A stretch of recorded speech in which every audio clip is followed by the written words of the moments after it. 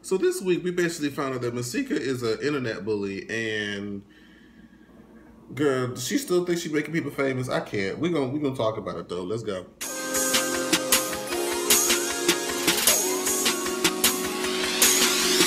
What's going on YouTube? Jamar, What's going on YouTube? Washington. This is Jamar here once again. Hey, what's going on YouTube? This is your boy Jamar4 here once again, and we're here to talk about this week's episode of Love and Hip Hop Atlanta. And baby, I'm so through with some of these people. I don't understand. We'll get it. But first, let's start on a good note. Tierra's intervention. As we saw from last week, they brought her into the house. The lady introduced herself, told her what she was doing there. We figured out that Nia and Drew were there for reasons I'm not 100% sure of. I mean, I guess they care about her, but it's like, are y'all close enough to be at the intervention now? I'm not sure. But pretty much, Tierra was like, oh, this is some BS, and I'm gonna leave. All right, let's go. So Moniece follows up to the car, and then one of the producers of the show follows her out to the car. And basically, she's fighting. She feels like this is wrong. I don't have a problem. This, that, and the fourth. Hoopla, hoopla. Basically, just resisting until the producer basically had to start cussing at her like, "We want you to win, okay? You're viewing this as somebody trying to tell you that you have a problem, and you're taking it in a negative manner when we're trying to tell you that you are going down a path of self-destruction, and we need you to get your life together, okay?" And eventually, she broke down. She decided, yes, I'm going to do this, or I'm going to at least hear them out. And, they each tried to start talking. Monique started crying, of course. But what was interesting that I found from this scene was that the interventionist, if that's the proper title to call her, she actually mentioned that she, too, drank the bottle. Okay? So she understands very well where Tierra is coming from with this perspective. So she's like, look, I know it's hard. For 3 years, I drunk every day. Can you imagine having a cocktail, at least a minimum of a cocktail, a Red Bull and vodka, a Long Island, a Blue MFR? I'm just listing off every drink that I've had. Tequila Sunrises, Sex on the Beach. What else can I think of? Cranberry and vodka. You know what? Hennessy and Coke. Y'all know what I'm talking about. Having at least one of those every day, that doesn't sound too bad. Yes, it does. I will get tired of it because once you get like too far gone, you ever get to that point where it's just like you don't drink so much where you feel like I never want to drink again, and then be back at the bar the next weekend. But she understands. She understood. So she offered her, initially a 90-day, trial for therapy or, what is it? Rehab. But she was like, look, I ain't got time to be being somewhere for 3 months, which I can kind of understand. But she was like, well, would you at least start or do at least do at least for 30 days. So she's like, okay, you know what? Because these people obviously care about me and because everybody else in the room is saying something about it, then clearly I'm doing something wrong. There's something wrong. There's a common denominator here, and it must be me. So she agrees to it. They're at the apartment packing her stuff, and she says she's gonna go. She's gonna do this for her, and Moniece is crying. She's so happy for her friend. This, that, and the fourth. Blah blah blah. So that was good to see Tierra finally accepting, the rehab and whatnot, and her, taking these steps to better herself. Good for you, Tierra. Now, I'm going to gloss over this Bridget Kelly thing because I don't think I'm going to be mentioning her too much throughout this season because it feels like they're just kind of throwing her in there, not really giving her much to work with.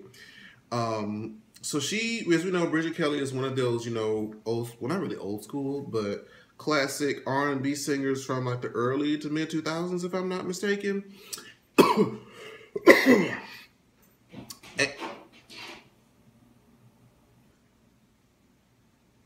My dog is rolling up against his toys and scratching himself up against the wall, so don't mind him. She, is one of the classic R&B singers who have, sung those "Woe Is Me," "Men Ain't Nothing," You know, them records that make you feel, they get you in your feelings, basically. So she's working with Ray J trying to revamp her image. And, you know, she talks about, oh, you know, I had this boyfriend, his name is James. I cheated on him 3 years ago, but we're trying to get back together. Okay, fine. She's like, okay, well, I want him to be with me, kind of supporting me while me doing this new venture. And she... Bro, are you just going to do that in the middle of the whole video? Really? Really? Come here. Come here. Ain't nobody seen you in a while. Come on.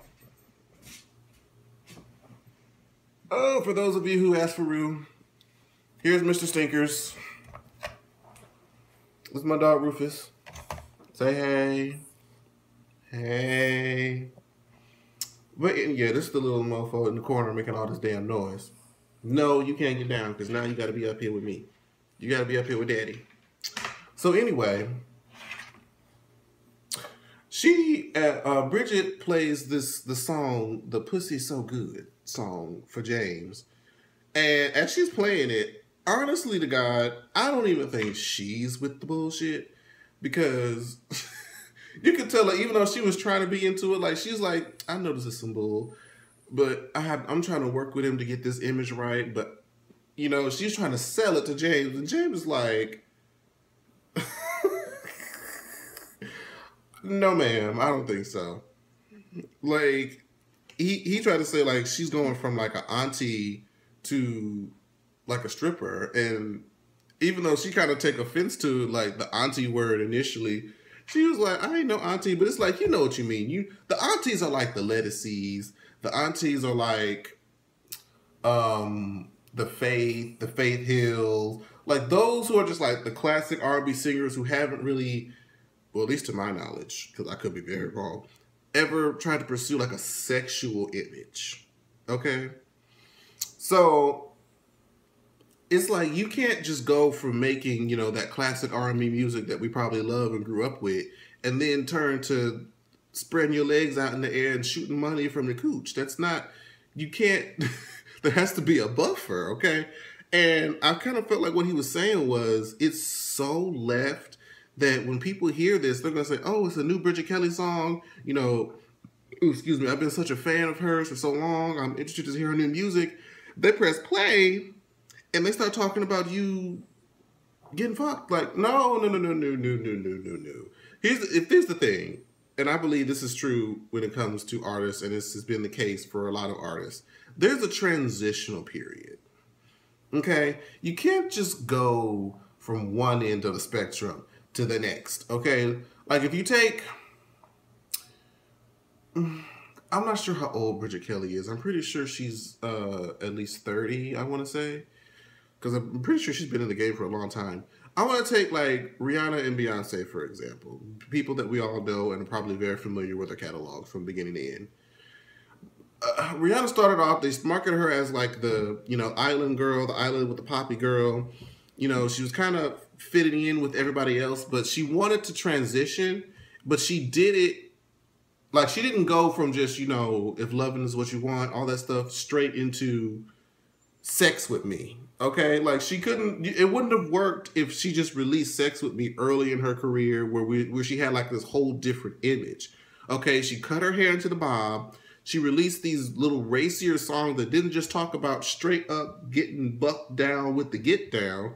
Okay, she kind of made some little innuendos, a little, you know, pun here and there to kind of allude to some more adult content.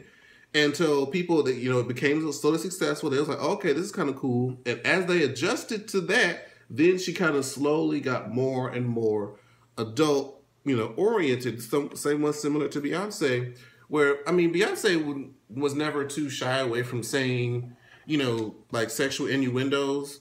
But she just didn't get into like the full-on urban, you know, where she's at now until she kind of did little features. She kind of played around with Nicki for a little bit until she kind of got more comfortable to where she was just releasing songs like 7-Eleven and then some songs on the Beyonce album, Partition in particular, to where it was just like, oh, okay, well, Now we kind of are used to it. Now she can kind of do whatever in that realm. Like I'm telling, there has to be a transitional period. You can't just go from Billy Bop, Pop Bop to Woo Bop to do me here in this position for this long. Like you can't. It's not, y'all get what I'm saying. Y'all get what I'm saying. So that's basically what James was trying to say. And they at this video shoot, and she got her legs spread open wide. There's a money shooter shooting what I would assume would be Monopoly money. Well, maybe not. Let's not do that. Let me not do that. They're not shooting Monopoly money. That would be a mess if it was. So they're shooting money up into the air.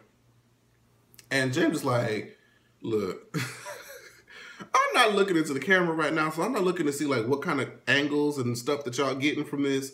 But all I know is this looks crazy. And I have to admit, it looks crazy. And I want to believe that Bridget knows this looks crazy. She does not seem to really be with it, honestly, but she feels like this is what I feel I have to do to sort of get myself back out here on this music tip. Because I can't believe that she is just 100% like back in this song. Like this is about to be it. This is about to be the hot stuff. Like, I don't believe it. I don't believe it. And let's move on to, let's see, okay, yeah, I can keep going. So, Zell wants to throw this party that's right next door to apparently an event that Mr. Ray is trying to do. And Moniece shows up, I guess, to a launch of some kind of PR thing. You know, they've been making these things up just to get these people together. Because if you're really hosting a PR event and then you just leave your own event to check out a noise, that's so unprofessional. My bad, the camera cut off. But anywho, so Moniece and Ray are at their event, they're talking about whatever, and then they start hearing, oh, what's that noise? What's that noise? I guess they're hearing something. Then next door, Zell throwing his party, Lyrica performing, doing her thing, and Zell gets up there, introduces himself, and then you introduce Masika, well, not Masika, girl, bye. Alexis Sky, and of course Moniece and Mr. Ray walk in, and he calls about, he's like, hey, that's my girl Masika, basically trying to make it even pettier, talking about you try to walk in with my girl, like you here alone, my nigga. So then he calls Mr. Ray out as Marshmallow Man. And of course, Mr. Ray gets all buck wild and tries to pick up a shoe and throw it. My thing is, I feel like Mr. Ray is more gutter when the more distance that he has between him and Zell. Because when Zell was actually up on him and charging at him, he got a little scared. That's all I'm going to say. When he's far away, oh, he has all the mouth. He has all the shade. He can say anything he wants to say when he knows that there's security and distance between him and Zell. But if it was just a square down in the street, mano y mano, oh, Zell would wear him out. Zell would wear Mr. Ray low to the ground. I'm just saying. Like this video if you agree. Even after that, they decide that, Hazel Lee, of all people, because I'm like, why are you even in the part of the equation? But Hazel Lee comes and says, you know what? This is all nonsense. I'm kind of over this whole beef thing. It's stupid, blah, blah, blah. We're going to go, and they decide to apologize. Like Moniece and Lyrica, they hug it out for the shade that they threw. Then you got, who else apologized? Alexis and Moniece, if I'm not mistaken. And Zell was trying to look at Ray like, am I going to apologize? Nah. I'm like, geez, that's why the girls just be petty. They just can't help it. They just can't help but be petty. This is a perfect Kumbaya moment where you could have decided to be the bigger person, and he just like, nah, I choose the petty way. Oh gosh. So we move on to Marcus and Brooke Valentine's failing relationship, or whatever they want to call it. So A1 basically spills the tea that Brooke came to Lyrica's listening party with Booby and acting like they was all hugged up, this, that, and the fourth, blah, blah, blah. So now Marcus is looking like, oh, she doing all this when she's supposed to be giving me space, this, that, and the fourth, and blah, blah, blah. My thing is, I hate when people get mad at pulling a you on you. Like, all this stuff that you're feeling right now, like, oh, how could she do that? Blah, blah, blah. We supposed to be doing X, Y, and Z. That's what she was feeling when you was out here banging out your, what's the title called? I'm about to call it parole officer. That ain't it. Paralegal. There it is. When you was out there banging your paralegal's ankles loose, you know, in her office after dark, like, how was she just supposed to be like, oh, okay, well, I mean, I guess. But yet now when she pulls the same, well, not really the same card, because her and Booby allegedly haven't, you know, knocked the ankles loose yet. Now he want to get on his and feeling his mad and be mad and pop up on her at their whatchamacallit. Now, mind you, they have chemistry, you know, all day, every day.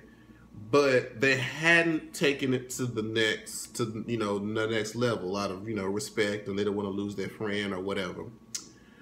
But Marcus walks in, be like, hey, you know, I heard it's a situation, this, that, and the fourth, and blah, blah, blah. And Brooke is just like, nigga, if you don't get up out of here, you have me out here looking stupid. You're the one out here doing your paralegal. Now that I'm sitting up here just having a studio session, actually trying to make some money, here you go trying to talk about what I'm doing, this, that, and the fourth. You need to get up out of here. And then in the confessional, Marcus like, oh, he gonna diss me in front of this dude? Me? I'm like, yeah, because you the one that wasn't invited. He trying to make it seem like, oh, since he didn't dismiss her Booby and help and make me stay, like, oh, that must be she want to leave the relationship, or that's her breaking up with me, or blah, blah, blah. I'm like, Marcus, you ain't, honest to God, you're not cute enough or attractive enough to be pulling these kind of stunts. So I'm gonna need you to get your life together, because, and then we see in the next episode he's about to pull stunts with Bridget Kelly. I'm like, Bridget, why you? Bridget, I think Brooke just might wear you out. Brooke seems like the type that she know how to fight. We'll see. Oh, but when, you know, Marcus did leave, you know, she was just like, I love you. And then he's like, I love you too. And I'm just like, oh. Well, I mean, who didn't see this coming? Like, for real. Like, when they had that first scene together, I knew they were going to, you know, do something before the season was over. I just knew. So we move on to the last part of this episode, chat. Now we get Masika and Alexis Sky in the same room. Okay, everybody, after they've had their little kumbaya moment, they decide we're gonna set it up, because the issue, all of us are hating each other, throwing bottles in each other's face, fighting, doing all of this in the name of this beef between these two people, Alexis Sky and Masika. All of us don't have no business in it. And Masika's people are realizing that we have been taking all this heat for her, and she ain't even been around to retaliate or nothing. So it's like, okay, we about to settle this once and for fuck it all, okay? So now, I'm not even sure where they at. But, oh no, she's doing some performance of some song that we're never going to hear. And Mr. Ray and Monique kind of sit her down, while Lyrica and the crew, like Alexis Sky, Zell, I can't remember who else may have been with her, come down the stairs, and they're like, well, we need to settle this discussion or whatever. And then she tells them that, oh, they're here. And then Masika's like, I tried to tell y'all, like, y'all don't respect my wishes. Like, I'm not filming with her. I'm stopping making bitches famous. And we've already talked about this. Masika, you're barely a D-list celebrity. Like, people who are famous off of more than one avenue. Like, really famous people are like notorious and relevant, and we talk about them, you know, off season of the show. We don't talk about you. We barely like you on the show. Like, if Masika exited stage left right now, we wouldn't care. Like, that season that she wasn't on, we didn't care that she was gone. We forgot about her. So what is she talking about in reference to, oh, I'm going to make you famous I'm not filming with you to make you famous. The people that you do film with aren't famous. So what are you talking about? What point are you really giving, ma'am? Girl. Anywho. So she just, I don't know if they was trying to like push her away or keep her in the same area. She was trying to leave, or did she try to jump at Alexis? I wasn't really sure. I think she was trying to leave, but they were trying to keep her in the scene. But she's like, no, I'm not filming. So now she's like outside, by the car. She's like, y'all don't respect my wishes. I'm not filming with her. I done told y'all to blah, blah, blah. I'm like, okay. So Alexis was like, okay, we had to go back. She go back there like, Masika, look, girl, I'm just trying to talk. I'm trying to be in the kumbaya. I'm in the Christian mood. I'm trying to, be the bigger person about all of this. But you making it hard for me, sis. You making it hard. So, mind you, in the midst of this, while they're kind of, trying to handle their business, Zell looks at Mr. Ray and is like, you know what? Now's the time. And she tries to charge at Mr. Ray. And I'm like, oh, come on, man. I can't respect this. You can't be trying to sneak the girls. Nah, nah. And I told her I like Zell a little bit more than I did at the beginning. But nah, like I can't condone that kind of behavior. And so now in that midst of that, the security, now Monique's about to get tackled down to the ground by Zell and security officer or the security man, whoever. And now she hurt. And Masika's out there yelling and screaming at and talking stuff about Alexis. Alexis like, look, I done gave up. I done tried to be the bigger person. Screw her. I probably had to find her at the reunion. So I don't know if that's the end of it or what. But that was the episode, y'all. So, I mean, I pretty much covered everything that was relevant to talk about. Let me know what y'all thought about it in the comments below.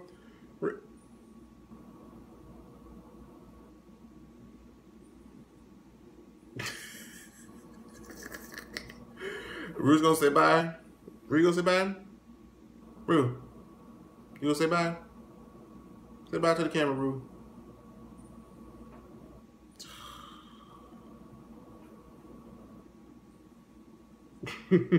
Bye, y'all. Like, comment, and subscribe to the video and the channel and all that stuff. Like, share, subscribe. Jamar, Washington.